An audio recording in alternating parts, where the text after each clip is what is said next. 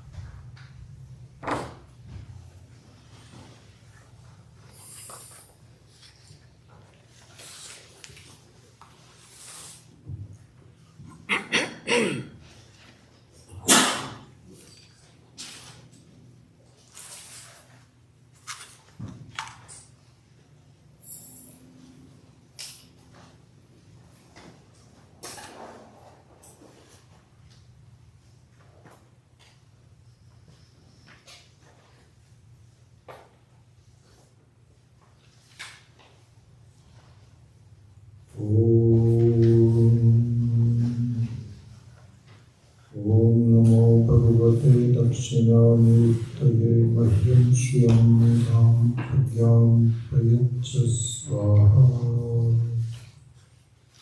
Om Shruti Smriti Purana Alayam Karunalayam Namami Bhagavad Shankaram Lokashankaram Sadashiva Samarambham Shankaracharya Madhyamam Acharya Paryantam Vande Guru Paramparam Shankaram Shankaracharyam Keshavam Vadarayam Sutra Bhashya Krito Vande Bhagavato Punapunaha Ishvaro Guru Ratneti Murtine Vibhagine Vyomavatyapta Devaya Dakshinamurtaye Namaha Pukarastvandakarascha Pukarastvanvartakaha Andakaranayotitva Guruvithaviriyate Om Sahana Bhavatu Sahana Bhunaktu Sahaviryam Karavavahai Tejasvinavadhinastu Vidvishavahai. Om Shanti Shanti Shanti. So, having covered what Vedas and Vedanta is and what is its uniqueness, so we've already done that. Let's go to the next topic, which is the building blocks for understanding our real nature. Because there is something that is obstructing me from understanding who I am. And we need to find out why that is. Because until you address the obstructions, you're not going to be able to see clearly what your nature is. And so it's very interesting that the obstructions that we are going to talk about is like something which is like cataract. And so the cataract in the modern analogy, in the modern times, the analogy is very appropriate because there is nothing wrong with your eye, but there is something covering it. If there was something wrong with your eye, then we would have. And in fact, I would say this. This is one way to look at it. Remember, we all talked about the uniqueness of Vedanta, and what it meant was that everyone else says you are defective. You have a problem. It's kind of like the doctor saying your eye is defective and we're going to have to operate on it. And you have to do a lot of pujas and you have to keep having faith in us. And it's very possible that we may not be able to fix your eye, so to speak, until the next life. This is exactly what it is. This just occurred to me to put these two things together, but that's exactly what the various, everyone says that. They say, you're sorry, you're not a happy person, that means there's something wrong with you, and let me help you to improve. Vedanta says, my dear, it is like cataract. And this happens all the time when you go to the house, you cannot see anything, you go to an ophthalmologist and they have to look at it and all that and say, wow, you have cataract. Which is a very good news because your basic eye is perfect. And all you have to do is to remove the obstructions from it. This is the message of, gosh, I had not thought of this from now on. This is going to become my pet example from now on. So this is what it is. So what I think we'd like to do is to go through about 20-25, I think it's 21 from what I have in my notes, concepts that we must be clear about. So in a way, you can look upon this as a cataract that is removed in stages, parts. So if a surgeon has to do this, or not a surgeon in this case, but just the ophthalmologist, they have to do some things at one thing at a time, I guess. I don't know, I'm just making it up. And then slowly it improves. But it does improve if you keep removing the obstructions. So in a way, all of this is, please see that, look at it as cataract operations, all these 21s. Okay, so now, please make a note of each one of them. I don't have a text that I can give you. So the number one, you can just make it is the value of Viveka and Vairagya, number one.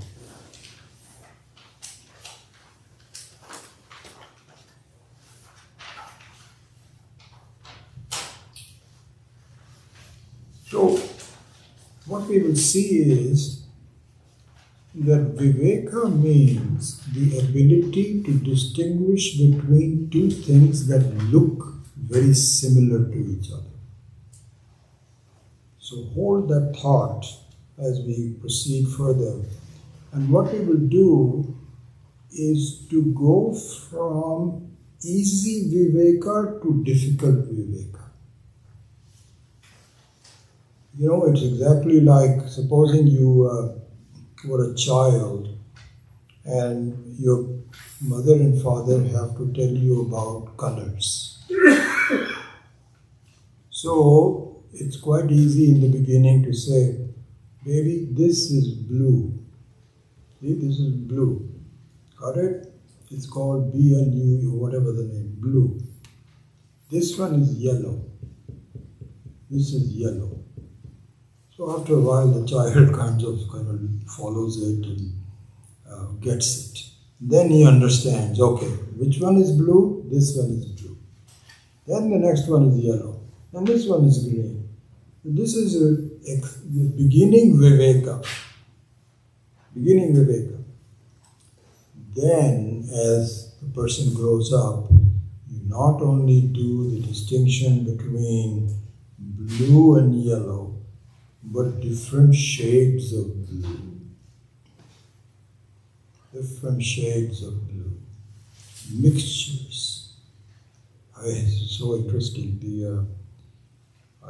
So my wife is a interior designer, and I was discussing that at breakfast time, that some of her clients are very, very rich. And it's interestingly, my mommy is not going to happy by talking about her clients. Don't tell her about all this. Her clients are not only rich, but very discriminating. They want exactly the right color. And in fact, I'm not joking. She's going crazy trying to find some trims for sofas. And I heard her talking to the other day to somebody and said, I cannot take this because it's got too much pink in it. So this other person was arguing, no, but it looks good. She says, no, I have to go with what my clients want. This is not, anyway. So our business is all about colors, distinguishing them. And she's got a very good eye on it. This is not green enough. It's got too much purple. So all I'm saying is that the Viveka, from the beginning of yellow and blue easily, becomes more sophisticated. This is what we need to do in our life also. And I will give you examples of how, where do you see this Viveka? And we will see probably at the end of this, maybe tonight, depends on how much time we have, the final Viveka, which is perhaps the most difficult one, but it has to be done. So Viveka means what? Means that there are two things that look alike, and you have to be able to distinguish between them. This is an obstruction. Until you see this obstruction, you're not going to evaluate who I am and who I look like. You look like a person that you are, but you're not you. This is the Viveka that we will see towards the end. But let's go through it progressively. So this is the topic, Viveka and then Vairagya. Viveka and Vairagya. So we will see both of them in this topic.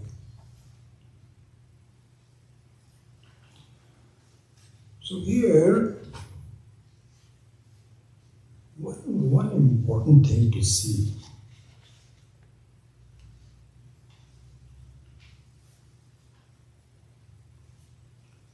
So this topic will also come later on, but it is also applicable to Viveka and Vairagya, so I will bring it up here.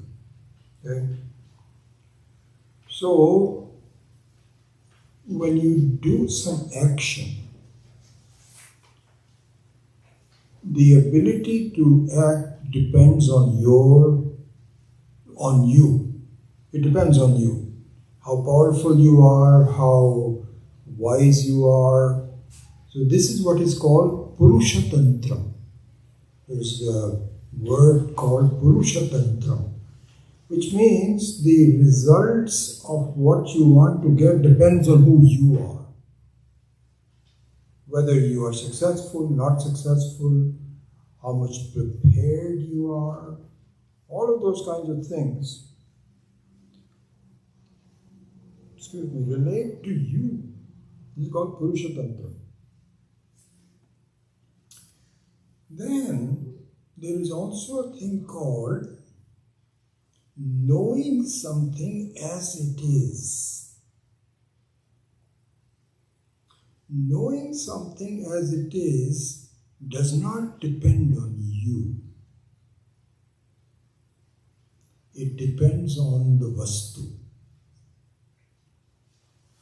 So you have no choice. If it is a golden delicious apple, which is my favorite, and those are very hard to get, and most of them don't taste right, and I don't know why I drive my wife crazy for looking for the right, but that's what it is, that's what I like, which is a golden delicious apple. Now, you can pretend this is also golden delicious. This one is, there's so many different kinds. I cannot believe the variety of apples that are available. Incredible. We have a shop in Los Altos, a rather expensive one. No. Forget the name of it. It's a very small shop. Not a big one, not a grocery store. It's just for fruits and vegetables. I cannot believe how many different apples that they have. And good thing is they give you samples that you can taste and so on. But you pay through your nose. I just bought some apples the other day. It was like $3.95 a pound. And so there's so many apples. So now you cannot pretend that this is golden delicious apple. Let's just call it. No. You have to know it exactly as it is. This is what is called vastutantra. So jnanam, knowledge, is not karmatantra, not purushatantra, but vastutantra. I don't quite understand the word tantram, but means if the form of, the very nature of, the nature of jnanam is either you know it or you don't. You can pretend you know this, but if you don't know it exactly, then you are not there. So there are different classes of viveka that we have to do. But the viveka which is necessary for Atma Jnanam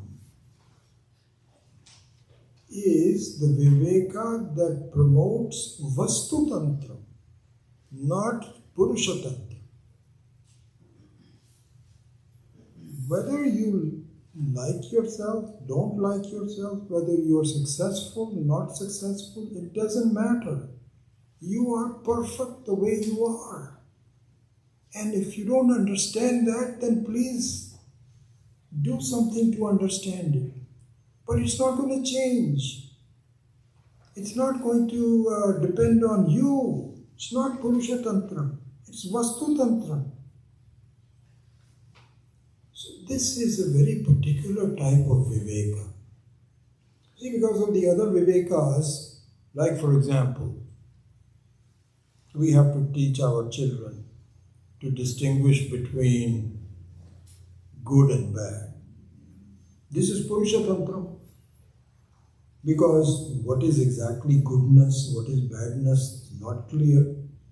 It's just dharma and adharma, so some general ideas, and it all depends upon the child.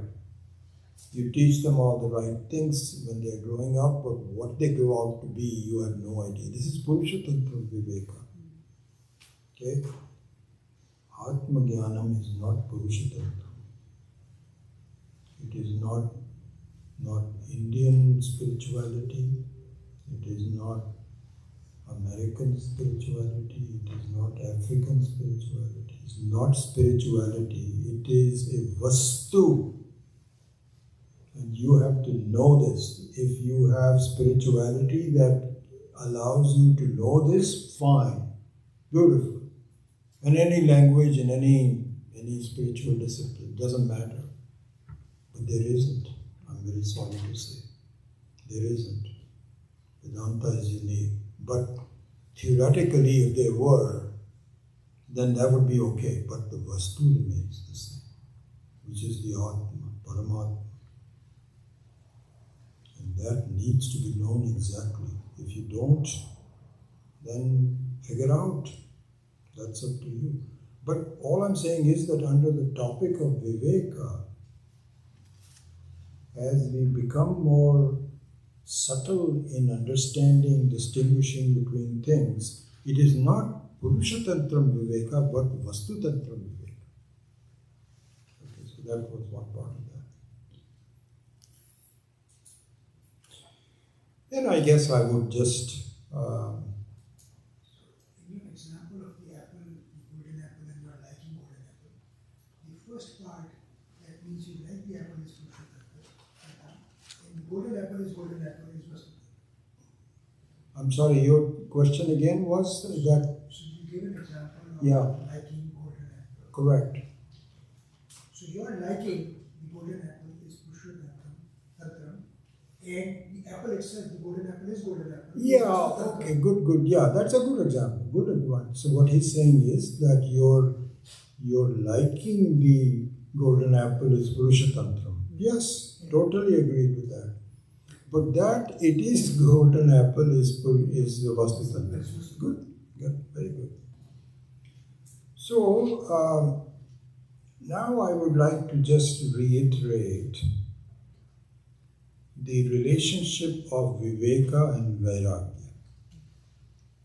I think it's quite, we've already talked about it, but let me in this section, to complete this section, please let's make a note of that. So what Vairagya is, as I mentioned before, I think the best way to look upon Vairagya means the ability to not care about something, not be under the influence of something. It's okay. Whatever it is okay. I don't have to, I'm not bothered by it. This is what Vairagya is, right?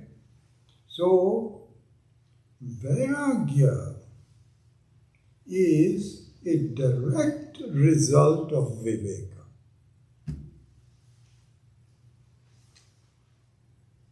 And it should be considered as a self-test of Viveka.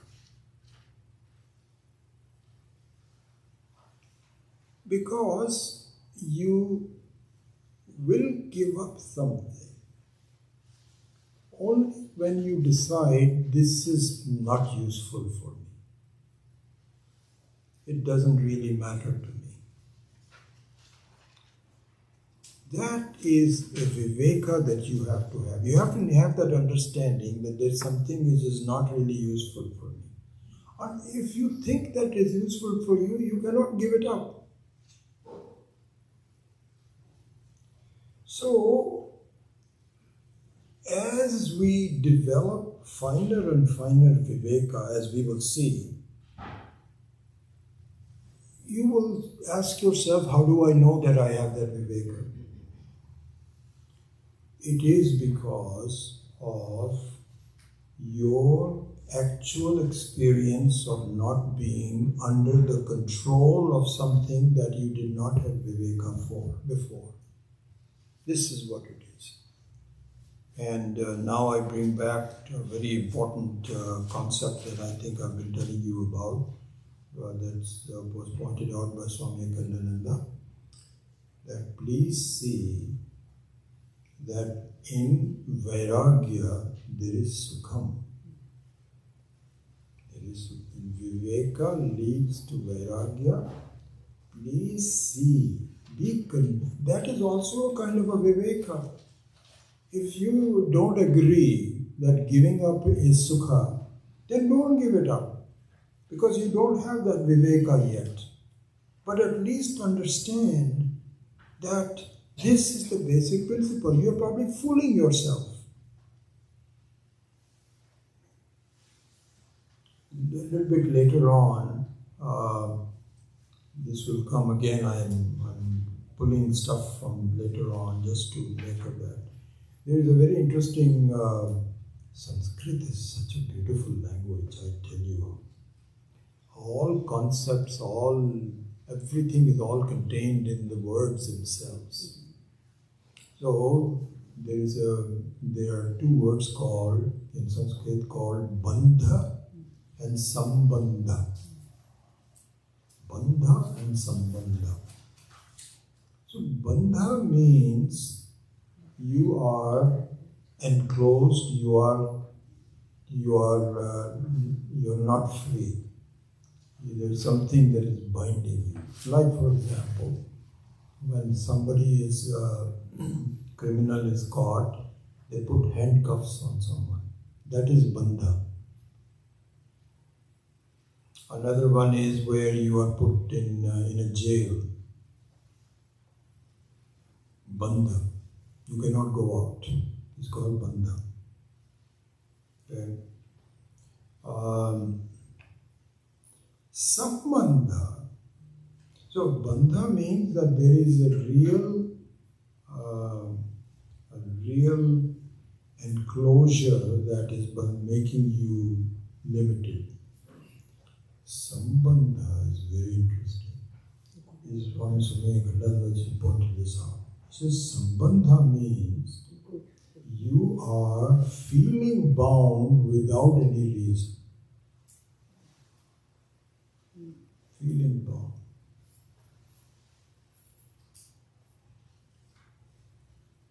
You are bound by it. And so we'll look into this. I'm just giving you the basic form. These 21 things are formulas, basically. You have to see how it applies in your life and so on. Swami Tattvavidananda had given a very beautiful example of this. So it appears, this is really true, that there was a villager that owned some cows. And every night they would bind the cow with a rope so that you don't go away. And so one day, this guy got up and he says, I don't know where my rope is. I think the rope is, somebody has taken and I don't know what to do. I can't, this is at night time, sorry. That I cannot leave the cow at night time without being bound. There was a very experienced person. He said, okay, here's a solution. Do this. You go to the cow just like you do every day. Pet it and just kiss it and, just make good with the cow. And then say, okay, now I'm going to bind you. So you do this thing and with the hand and so on. Okay, sit down and don't move from here. You are now bound.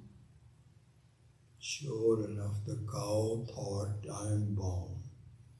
It was actually free to go anywhere, but it thought it was bound. It was sitting at the same place, not moving or so on. This is our situation. We feel bound. And we will see examples of that. So this is called Sambandha. So Sambandha means, oh my God, this leads me to another example I want to give you about Sanskrit. I get too distracted about these things. I just want to share these things. There is a word called Siddha and Prasiddha. So just look at I just want the play of words. Siddha and Prasiddha. Actually, the word Prasiddha will come later, so it's not just casual. This will come as a very important thing, very important part of. We will see how that is. Siddha and Prasiddha. Siddha means one that is established with the help of a pramana. Siddha means one which is ascertained with the help of some logic or some pramana, like for example, When you ask somebody, hey, did you see that person today at breakfast? And you say, yeah, excuse me, yes, I saw him. How did you say that, yes, I saw him? Because the pramana of the eyes, you saw that person. This is called siddha. You already did that. You know what prasiddha is? In fact, I don't know, this is not just, it's very good too, I'm bringing it. Prasiddha means something which is there even without a pramana. You don't need pramana for prasiddha. So normally prasiddha is misused. You know how it is misused? Famous. Very famous. This is very prasiddha. This is very famous. This is well known. Well known. You know, well known is called prasiddha. Not the real meaning of prasiddha. Swami Akhandananda says prasiddha means it is there without a pramana. Do you know who is prasiddha? Each one of you is prasiddha. Do you need any pramana? You have to go to a doctor and say, I've got a problem. Please tell me whether I am or not there. You'll say you come to the wrong doctor, you have to go to some psychiatrist. That's right. You don't need any pramana. There is only one person who is prasiddha, which is you. Everything else is either siddha or not siddha. You have to prove it or not. You don't need to prove yourself.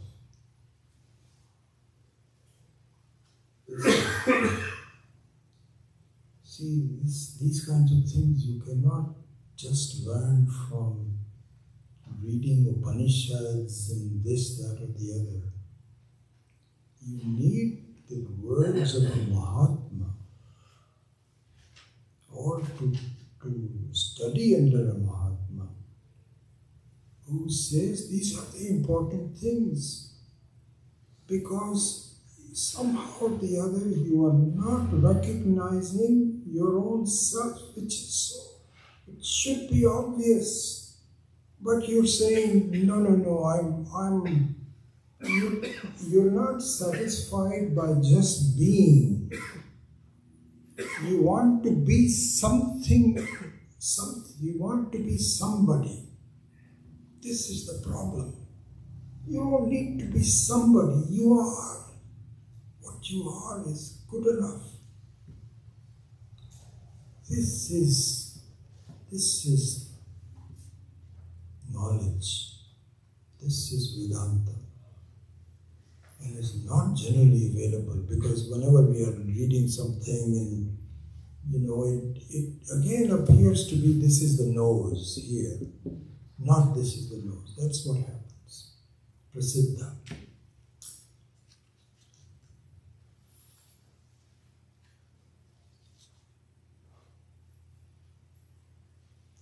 So close off this topic.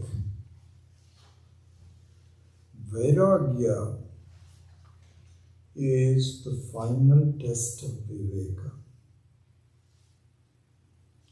And the original Viveka, the sadhana chatushtaya, is Viveka, Vairagya, Samadhi, Shakka Sampatti, and Mukshitvam.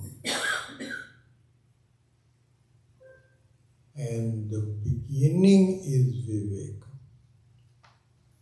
And the beginning Viveka is, please see, you appear to be a mixture of Nitya and Anitya. You are a convoluted mixture, unable to see, you're mixing up non-change with change. And that is what is creating your sense of being a jiva. And if you want to really rise above it, you need to at least begin with a viveka between nitya and anitya. I remember the words of Swami Chinmayananda. Because I was not with Swami Chinmayananda for too long, just for about 2 years. And I attended every one of his lectures and so on. And there were a few things that I remember that he just, one of them was here. I remember he talked about this. He said, you know, a bird needs 2 wings to fly. Otherwise, you see birds that are injured. You know, one of their wings has been cut off. It cannot fly. It just stays on the ground and do whatever it is. The real beauty of a bird, I tell you, I live in a hillside home. And even though I shouldn't be staying there much longer because it has so many steps and my knees are starting to pain, I love being there. Because on my morning table, the sun rises and I am able to study. And do you know what really fascinates me? Is to see the birds fly in front of me. And it's such I can just spend the whole day. So what happens is you have these huge birds, what you get in Hindi mein kehte hain na, cheel. I tell you, their wingspan is about this much. And if they land on my roof, the whole roof shakes. They're so big. They get up in the morning and then they start looking for dead rats to pick up. And I see them how they swoop down. And what beautiful life they have. And you have these young small birds that are just taking things here and there and so on. The birds are such a beautiful thing to do. You and I cannot do this. This is an amazing thing. Can you believe this? You look at Bhagavan, how he has created. The most sophisticated person he has created is a human being. And we cannot fly. We cannot fly. What is an incredible thing. And this young thing. Swami Chinmayananda used to say, you cannot fly until you have two wings. Viveka and Vairagya. If you don't have these two, you are just moping around on the earth. Aaj to bada achha din hai, today is a good day, my children are okay, my grandchildren are okay, everything, small things here and there, everything, problems to the body, etc., etc. But if you want to soar above it, I still remember Swamiji's words. I didn't understand any of that, but I just wrote it down. But now I understand it. Viveka and Vairagya. And then I would add the formula that Swami Kandananda had given, which is an amazing formula that I have been repeating, and I would say, please remember this. In Vairagya there is Sukha. In non-Vairagya there is Dukkha. There is Sambandha in non-Vairagya. In Vairagya, even if there is a bandha or non-bandha, it doesn't matter. Doesn't matter. That is the real freedom. You know, one incident comes to me. This was related by, I think it is a real life story. Yeah, it's a real life story. So what happens was that in India, there are a bunch of sadhus. who were agitating on, I think something about Gauraksha, the protection of cows or something like this. So they were agitating and so on. So the police said, no, you can't block the road. So they said, no, we need this. So the police got so frustrated, they took these bunch of sadhus and put them in a jail and said, you cannot block it, just go in there and so on and so forth. So the sadhus were in a jail.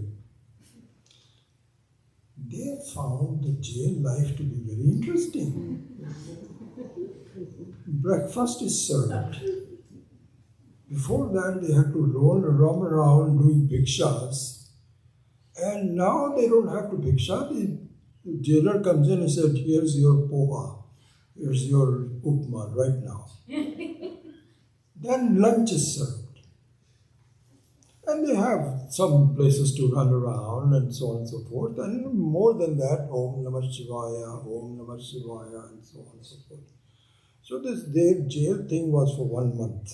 So after 1 month they said, everybody get out. They said, no, we're not going to get out. This is very nice. Why should we go in? They said, out. This is a real life story. So really speaking, it is just our own sambandha. You can be happy where you are, but we have a section coming up, I tell you, which is a very important section, which will say our entire life is what we think. It is not about the body, it is not about anything else, it's all in the thoughts. Even the thought eventually that I am just this limited being is a wrong thought. This is what Vedanta is saying. It's all in our thoughts. We say, no, how can you say that? How can you say that I'm here, I'm not there? We have an answer to all of that. But all it means is that until we do Viveka and Vairagya, and so the final formula by Swami Akhandananda, that the real joy is in giving up. So it's interesting if you were to question this formula. See, this is the right thing to do, is to question the formula. How can you say that? Because I need some money to live, and I need some family to protect me. What am I going to do? I'm going to be alone. You don't want, and all that. So no. You cannot carry this formula to the end. We will see, yes, you can. Yes, you can. The more you give up, it is you that is just deciding to hold your everything within you. But if you were to just let it go, we will show you that the whole samsara is false. You are unnecessarily making it real and are bound by it. You have sambandha within it. It is not a bandha, it is a sambandha. Nothing needs to be established, you are already there, prasiddha. So this is the topic of, so going back to the sadhana chatushtaya, again I think if we have more time we will go into this, but basically what needs to happen is, the sadhana chatushtaya means you have to begin with the two most important ones, which is viveka and vairagya. Then once you begin to have vairagya, then alone shama, dhamma, uparama, titiksha, shraddha, samadhanam comes. These are very important words from Swami Akhandananda. He says, really speaking, you have to decide before all the advantages are given to you. You cannot say, okay, I'm not going to do anything until I have Shama and Dama. I remember this one, this is a long time ago. My gosh. I remember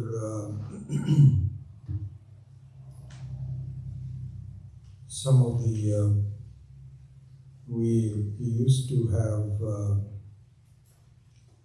we were part of Chinmaya Mission very early on. And I don't know if you have listened to some of Swami Chimananji's, he has this Om on the top, and then Vasana, and then BMI, OET, etc., all of that. So very interestingly enough, there was Vasana in the middle. Between Om and the word, there is Vasana. Okay? So I remember in those days, some of the people who were really not sincere students, but they felt, oh no, I've listened to Swami Chinmayanand, and I know exactly what it is. There's an Om, there's a Vasana, there's a BMI, and so on and so forth. So we used to ask them, so what is it that you're doing and what should be done? What's your understanding of all this? And they're saying, we are exhausting our vasanas. As soon as our vasanas go, then we'll be okay. And so we took it to Swami Dayanandji and said, Swamiji, is this right? He says, no, this is just a misunderstanding of what they are understanding as vasanas. And so what happens is that you cannot just say, I'm enjoying myself because I have the vasanas for doing it. This is not right. You have to make a decision. This is what I want to do. Then the exhaustion. Yes, the vasanas have to be exhausted, but how is it going to be exhausted? If you just keep, because it's like throwing more ghee into the fire. You cannot erase desires by having more desires, by living more. You cannot do that. Swami Khandananda says, cannot say, okay, I'm waiting for Shama and Dhamma and I'm working on it. I'm not quite there yet. This is another way of saying how I know the theory, but I'm trying to apply it. It's not going to work that way. Do the formulas right. How would you mean by doing it right? You decide that this is the right formula. Viveka and Vairagya. Nitya Anitya Vastu Viveka is important. So, this answers the doubt about why should I give up? Why should I give up? I need money, I need this, that, and the other. Okay. If your real nature is that you need money, if that is your nature, then you are justified in not giving it up. Okay. But if you do not understand, you don't need anything to be yourself.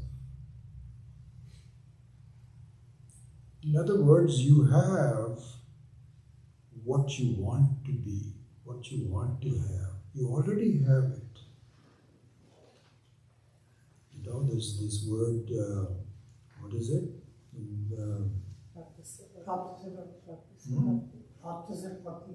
Sorry? No, that's true, but no, I was looking for something else. There's a word called, what's the English for conjuice? Miser. Kripana, yes. So this is what, as part of the Arjuna Shoka, Akarpanya dosho apahats. So this is explained very well by the acharyas in Vedanta. So this is Kripana. Kripanaha means, and we are the ultimate Kripana. We are the ultimate Kripana. Ultimate Kripana means that the miserliness is It's a bad thing. You'll say he's a miser. ये तो किसी को गाली देनी होती है ना. You just give, you really want to criticize somebody, you'll say he's a miser. So miserliness is not a good thing. So miserly, you know what miserliness is? Miserliness means you have something and you don't use it for yourself and you don't give it to anybody else. No, I'm just keeping it. Or are you, it's just like having some fruits in your home. Actually, this is what happens to me. Actually, this does happen to me. So I'm a slave to guavas, Indian guavas. If there are Indian, because I grew up my father, he was in Bihar, and we used to have a big bungalow with 6 acres, huge place. And we used to guava garden.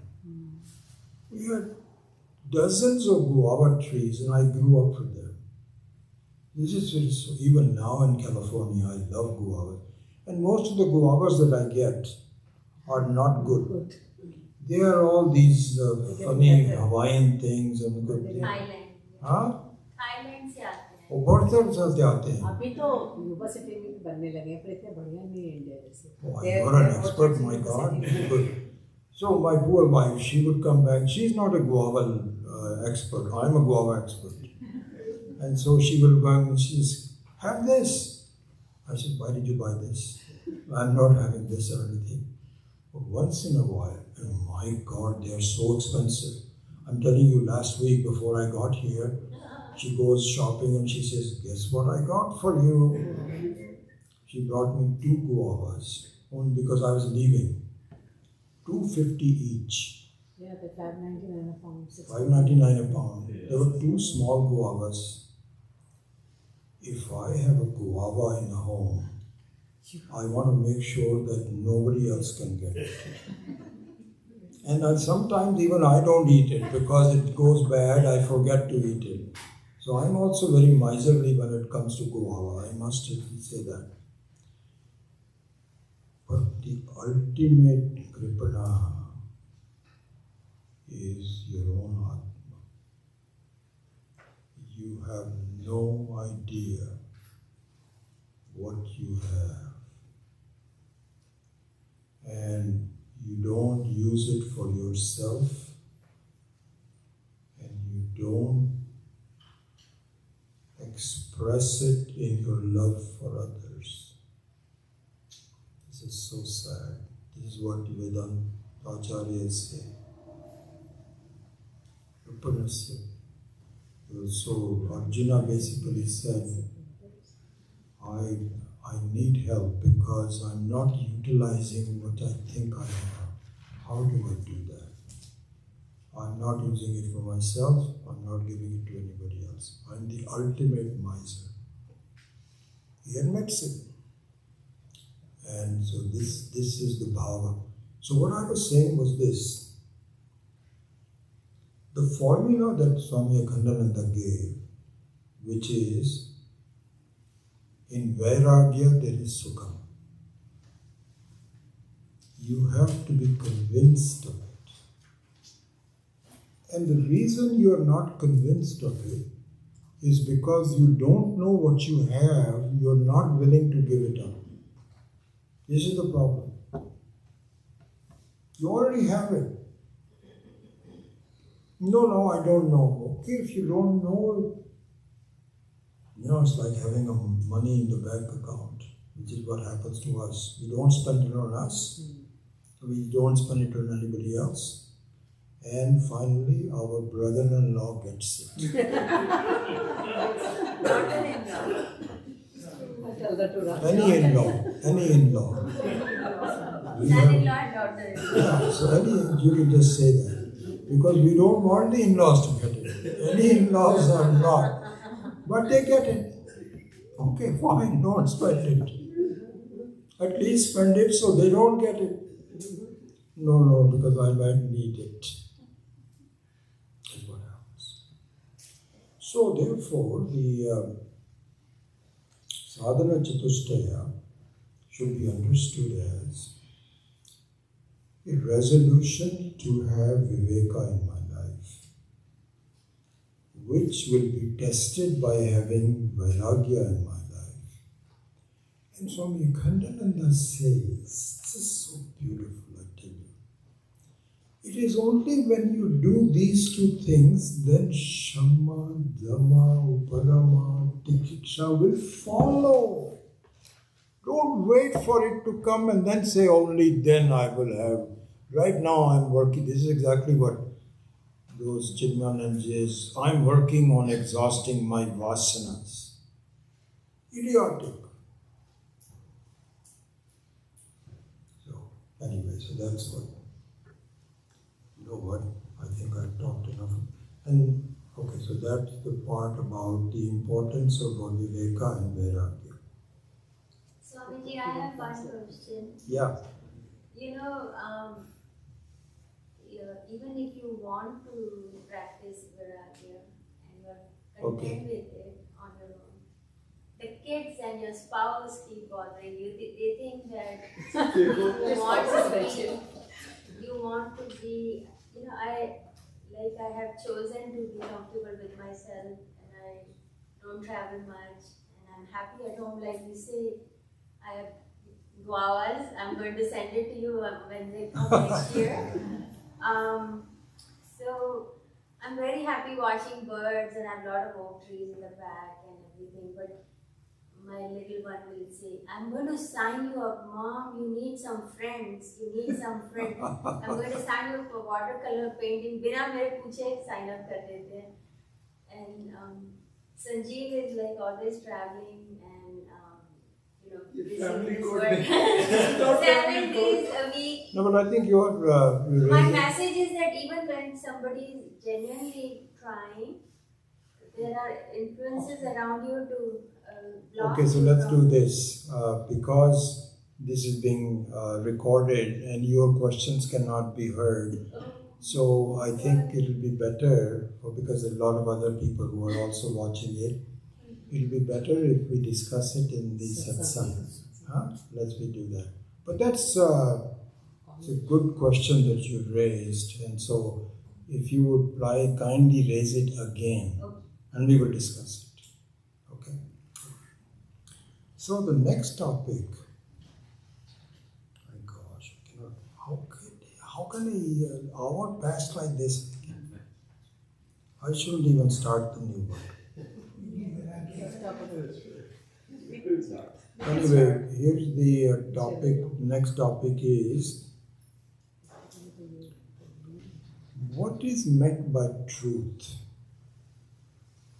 So this is called Sat Asat. So this is also Viveka. Sat Asat Viveka.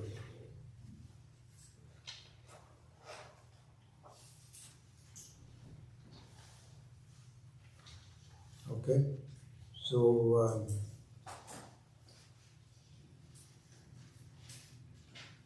we'll pick it up. We'll pick it up at 11 o'clock. It's 11 o'clock. Okay. All right. So there are. Okay, you know what I can do? I'm going to give you at least the list of these 21. Yes, please. All right? Okay, so write fast if you want to. Now we have only 4 minutes. Okay. So the second topic is a look at Sat Asat. What is the meaning of truth? The third topic is the superimposition and its removal, Adhyaropa Apavada. And I'm sorry, I'm just going to go very quickly and then you'll have enough chance to. This is just verbal really at this point, so you don't have to note it down.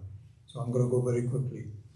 Then the fourth one is the degrees of reality. There are different appearances of what real, what is unreal. The fifth one is all about upadhi. What is upadhi? What is its role? How does it influence us? Number 6 is abhimanitvam, identification. The process how we identify with something and how it affects us. That's number 6. Number 7 is the types of changes in our life. You will see some very interesting things. We need to do, all this is all viveka. You have to distinguish between different types of changes. 8th is the ways we seek happiness. What are the normal ways? And this is Artha, Kama, Dharma, Moksha, Viveka. We already know quite a bit, so but I just have a separate topic of that. The 9th one is how error occurs and how the errors are removed. So this is all to do with Brahma and Brahma. Then the 10th one is the error with Upadhi and error without Upadhi. This you will find this to be very interesting. The 11th one is direct and remote knowledge. Pratyaksha, Paroksha, Aparoksha. The 12th one is the Viveka between Chetana and Jada. What is sentient and what is inert? How can I distinguish between them? The 12th one. 13th is limitedness versus unlimitedness. Parichinnam, aparichinnam.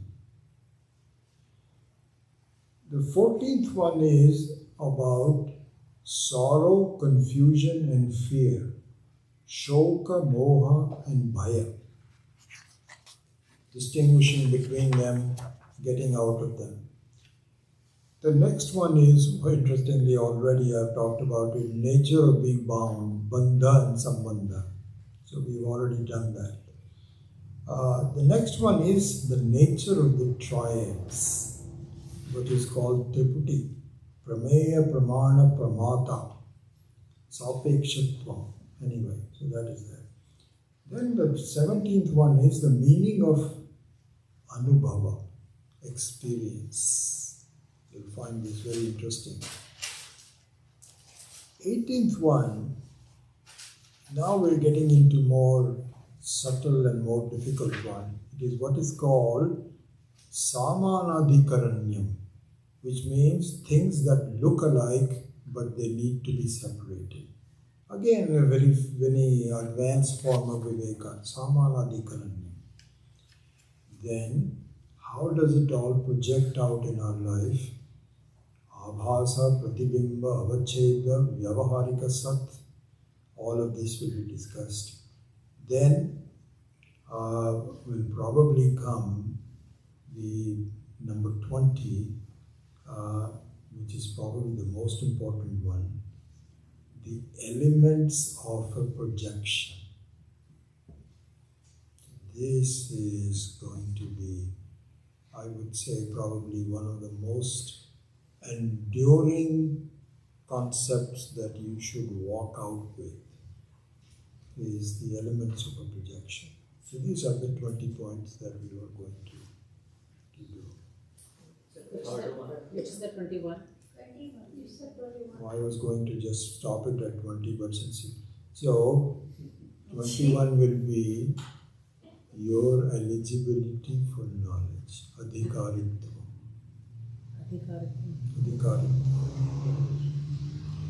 Then after all this, and I hope we can go through this, I think I'd like to do this in 1 hour, but I doubt it. It will probably take at least 2 hours. Prabhasa, Pratibimba. 19 was types of projections in what is called Vyavaharika Sat. It's what is called Vyavaharika Sat. Anyway, I mean, you're going to see all this anyway, so it's not that... You're not leaving me, are you? It looks like just please give us and that's enough. We can just... We'll go to Manhattan and enjoy. No. I shouldn't have given it to you. You're just... Yeah, Yeah, you should send this in email. Email us all. Supreme position and it's removed. Where is your notebook? And it's removed. I left मैंने लिए I've taken it, don't you worry. my classes. We'll have home study. Classes reading like. We'll have home study, don't worry. This is very interesting, you know. Just like you're asking, you please send it us in an email. You know, this is very nice because Swami Tattvavindananda doesn't like photographs being taken.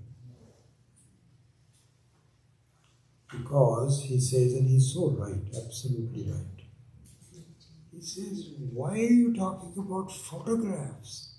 Live the life it is and then move on.